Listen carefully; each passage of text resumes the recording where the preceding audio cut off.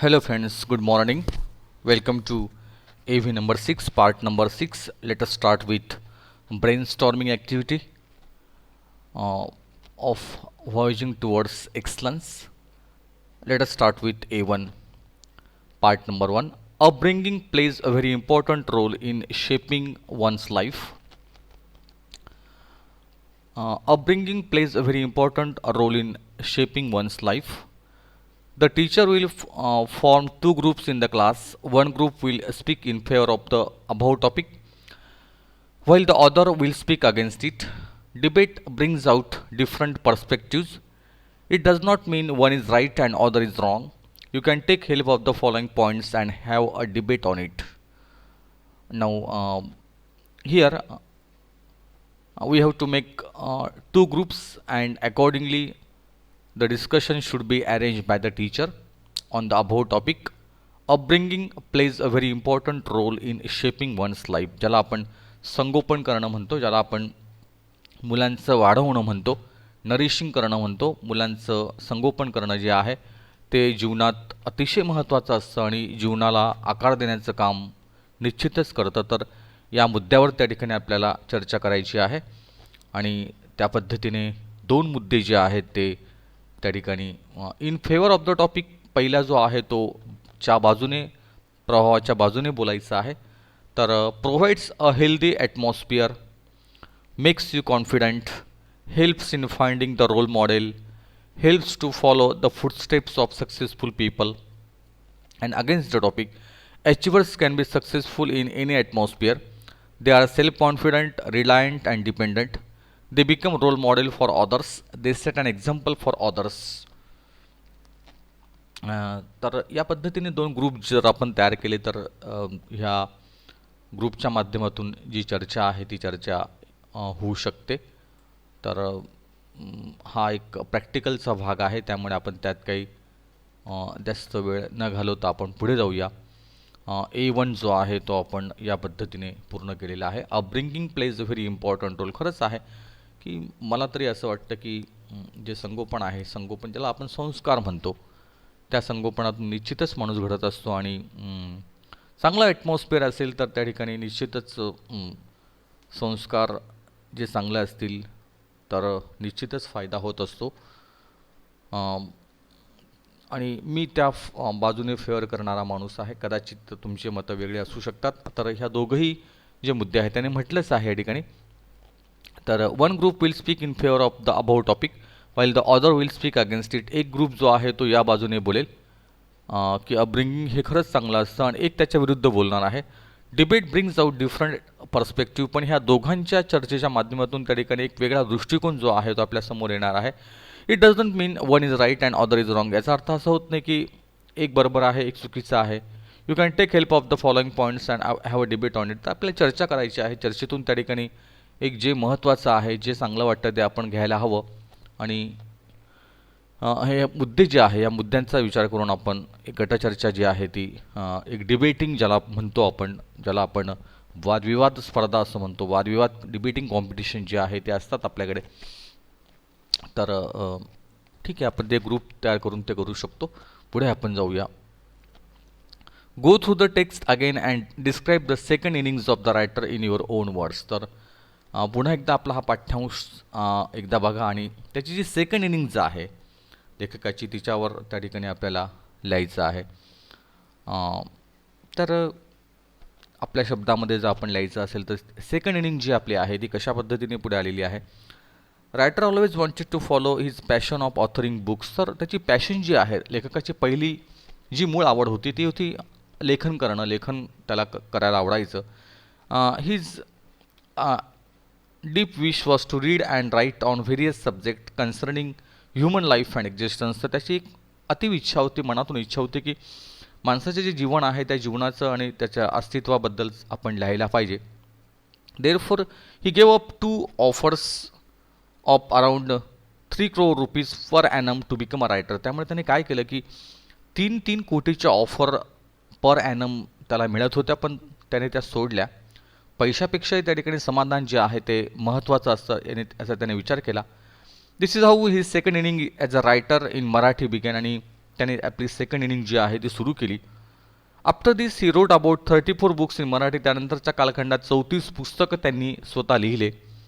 Most of them had become a best sellers with tens of thousands of copies sold for each. आणि त्यातले बरेचसे पुस्तकं जे आहे ते अतिशय चांगल्या पद्धतीने बेस्ट सेलर म्हणून त्या ठिकाणी 10,000च्या वरती त्यांच्या कॉपीज ज्या आहेत, प्रती ज्या आहेत त्या पुस्तकांच्या त्या खपल्या किंवा विकल्या गेल्या.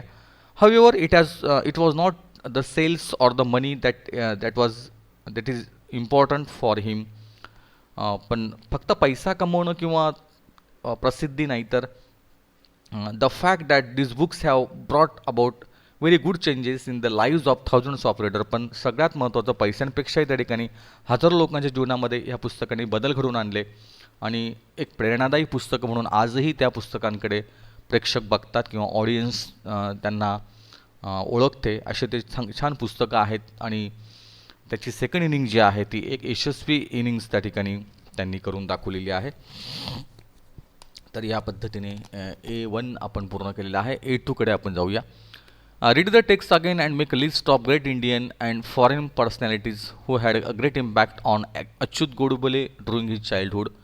One is done for you. तर read the text again and make list of the great Indian and foreign personalities who had a great impact on Achyut Godbole.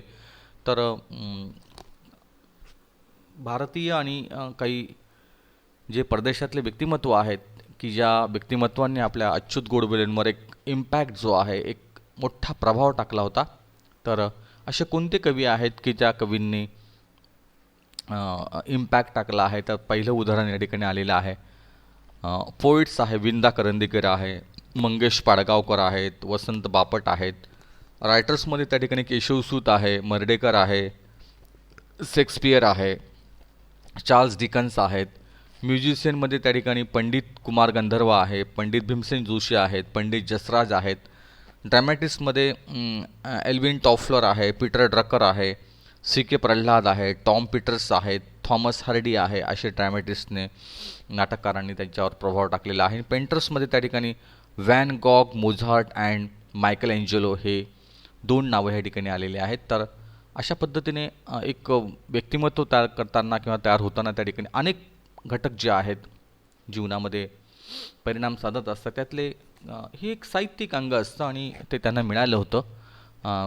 Poets आहेत, रायटर्स आहेत, म्युझिशियन्स आहेत, ड्रॅमॅटिस्ट्स आहेत, पेंटर्स आहेत. एक बहुविध किंवा बहुरंगी बहुढंगी असं हे व्यक्तिमत्व घडत गेलं या अशा महान लोकांच्या सानिध्यात त्या ठिकाणी घडत गेलं त्यांचं आयुष्य. तर इथे असे हे नावं जे आहेत ते आपण बघितलेले आहेत. पुढे आपण जाऊया. Find different techniques use by the writer to learn science and mathematics.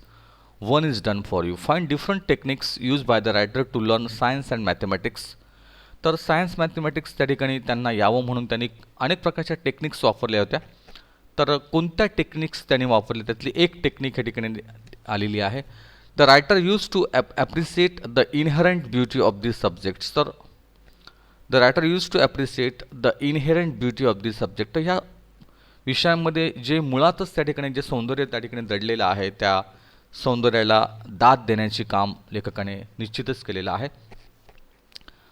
त्यानंतर त्यांनी गणित आणि सायन्स शिकताना त्यांची जी कोणतं टेक्निक्स त्या ठिकाणी त्यांनी वापरलं. तर he had a curiosity so use to solve the maths much ahead of the class. तर एक त्यांच्यात मुळातच एक कुतूहल होतं, एक जिज्ञासा होती आणि कुठल्याही वर्गाचं सोडून होण्याच्या आत त्यांचं गणित ते सोडून पूर्ण करायचे. He use to solve 9th standard math when he was in 7th standard. अगदी 7व्या इयत्तेत असताना 9व्या इयत्तेचं गणित ते सोडवायचे आणि हा फार मोठा योगायोग त्यांनी म्हणजे त्याने करून दाखवला होता. पुन्हा एक टेक्निक त्यांच्याकडे असे होतं, the attitude of looking beyond marks or examination. तर कुठली गोष्ट जी आहे ती फक्त मार्कांसाठी न करता ती त्याच्या पलीकडे त्या ठिकाणी बघायचं and to seek joy in solving any challenging problem help author. आणि कुठलंही समस्या सोडवताना त्या ठिकाणी त्यांना एक आनंद व्हायचा. A problem solving attitude which was inherent of maths and science. आणि मॅथ्स आणि सायन्स जे विषय आहेत या विषयात ही जी प्रॉब्लेम सॉल्विंग ॲटिट्यूड असतो एक विशिष्ट पद्धतीने समस्या सोडवण्याची जी पद्धत असते ती अतिशय महत्त्वाची असते आणि त्यांनी ती जमवून घेतली होती आणि त्यात त्यांना ते यश जे आहे निश्चितच त्या ठिकाणी मिळालेलं आहे. The author used to study this subject or any subject for that matter for its inherent beauty. He found Newton's law of motion beautiful and Pythagorean theorem elegant. तर मुळातच त्या ठिकाणी रुची जी असते ना, म्हणजे आपण म्हणतो की आवड असेल तर सवड निघते, तर ती मुळातच ती आवड लागते. आपण ज्या वेळेला त्या वस्तूकडे नकारात्मक दृष्टिकोनातून बघत जातो त्यावेळेला ती एक नापसंती किंवा नावड तयार होते. तर ही ब्युटी जी असते ना ती खरंच त्या ठिकाणी आपण शोधायला पाहिजे. तुम्हाला जो विषय आवडेल ना किंवा आपल्याला जो विषय आवडतो त्यात आपण जर गेलोत ना तर निश्चितच त्या ठिकाणी आपोआप एक रस तयार होतो आणि आणि त्यातून त्या ठिकाणी एक रुची तयार होते आणि त्या रुचीतून त्या ठिकाणी सगळं घडत जातं, हेही महत्त्वाचं आहे. तर गणित आणि सायन्स आणि विशेष करून ह्या सगळ्या गोष्टी फार महत्त्वाच्या आहेत आणि एक प्रॉब्लेम सॉल्विंग ॲटिट्यूड जो आहे तो तुमच्यात जर असेल तर तुम्ही त्या ठिकाणी हे काहीही करू शकतात, हेही त्या ठिकाणी महत्त्वाचं आहे. पुढे आपण जाऊया. The writer face numerous problems file communicating in English because. तर अनेक प्रॉब्लेम्स त्यांना आले त्या ठिकाणी ज्यावेळा इंग्लिश कम्युनिकेशनची गोष्ट आली त्यावेळेला त्यांनी अनेक समस्या त्यांना आल्या. He had his entire education in Marathi, कारण पहिल्या सगळ्यात महत्त्वाचं आहे त्यांचं संपूर्ण शिक्षण जे होतं ते मराठी मीडियममध्ये झालेलं होतं. Second, he use to think in native language and then translate in English. आपल्या सगळ्यांची जी एक बिमारी असते ती त्यांना पण होती. He use to think in native language, ते त्यांच्या मूळ भाषेत ते विचार करायचे आणि त्यानंतर त्याचं ट्रान्सलेशन ते इंग्लिशमध्ये करायचे. He use to somehow try to speak out this translated English sentences in an extremely awkward fashion. आणि अशाच पद्धतीने आपल्या मूळ भाषेमध्ये त्या ठिकाणी ट्रान्सलेट केलेले हे जे वाक्य होते ते अतिशय विचित्र पद्धतीने ते उच्चारायचे, सांगायचे, त्यामुळे अजूनच त्या ठिकाणी त्याचं हसू व्हायचं. तर अशा समस्या प्रत्येक एक मराठी मुलाला येतात.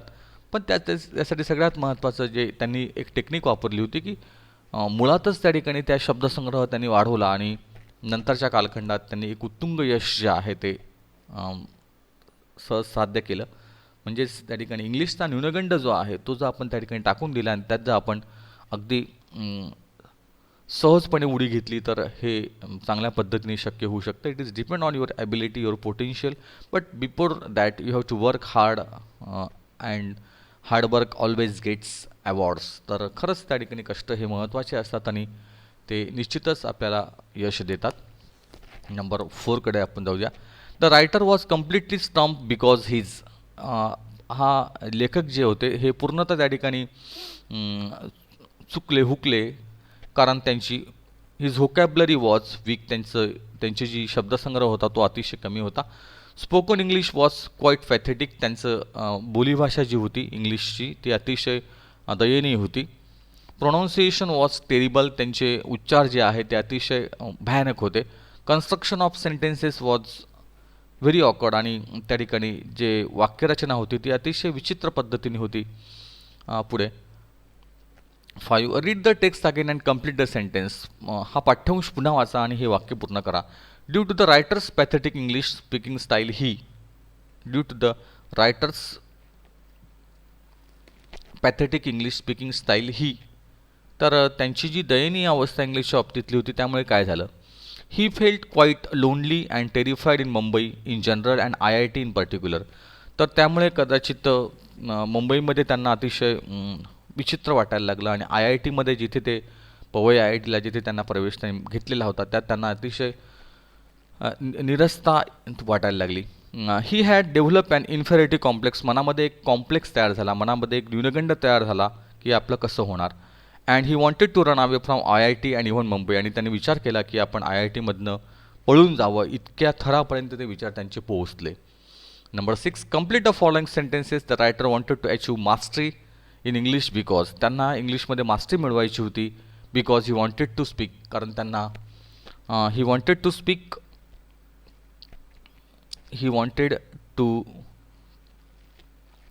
Excellent, elegant and fluent English. कारण त्यांना एक चांगलं इंग्लिश बोलायचं होतं म्हणून त्यांना मास्टरी मिळवायची होती. Here we stop and we move to next AV.